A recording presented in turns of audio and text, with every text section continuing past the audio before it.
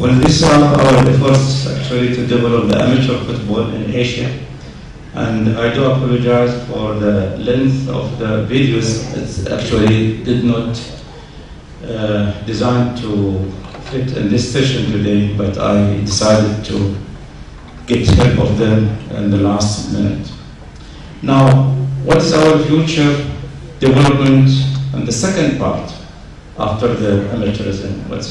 What's our development programs for professional football in Asia? After setting the base and the structure for amateur football, AFC took in 2006 the first step in structuring our professional football. Professionalization is the elite football. It is our face to the outside world, and it is the continent's representative to the world's football fans. Besides, it is an industry and it is business. We initiated the AFC Champion League as a club professional football project, a project aimed to be comparable to the best European leagues, an ambitious but also very achievable and necessary scheme that underpins professionalism in Asian football. As a start, we had to redefine our understanding of what a professional club is and what professional league is. Essentially, we had to create a professional environment for our competitions which allow us to introduce it as a commercially viable product. This environment contains legal, economic, technical, physical, and organizational concepts. We now focus on improving the professional clubs and leagues in terms of administration, technical, financial, marketing, and media matters. We are developing our competitions to the level where we can encourage all types of fans to watch without forgetting to equip the stadium with the necessary facilities to make fans more comfortable. The European leagues, namely English Premier League, provided us with the benchmark. We drafted minimum criteria for clubs and leagues to determine their eligibility for the new AFC Champion League. As with any attempts to change the status quo, there were many resistance, but we had to be determined in order to safeguard and build the value of our Champion League. 10 countries out of 46 countries, member of AFC, have been invited to join our professional competition, and we had only 142 clubs from those 10 countries in the revamped ACL, or Asian Champion League. We launched our professional competition in the season of 2009. We continued to push the bar. Since the last 2 years, we are conducting assessment visits to the member association to see how much improvement these countries have made in terms of meeting the criteria. We are delighted with the efforts and the progress shown by the member associations in trying to meet the set criteria.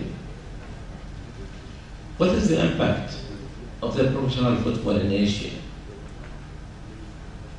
One, we are introducing quality football.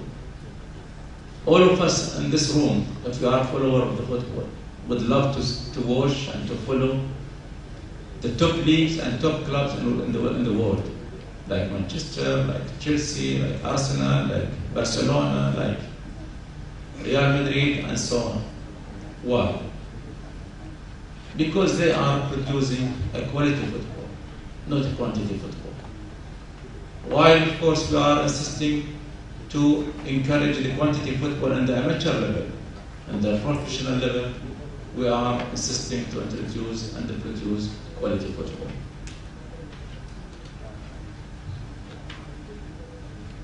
The other impact is increased number of spectators in ACL and in the national leagues.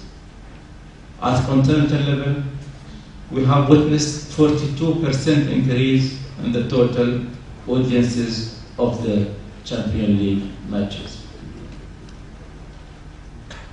We have also increases in the TV and sponsorship revenues.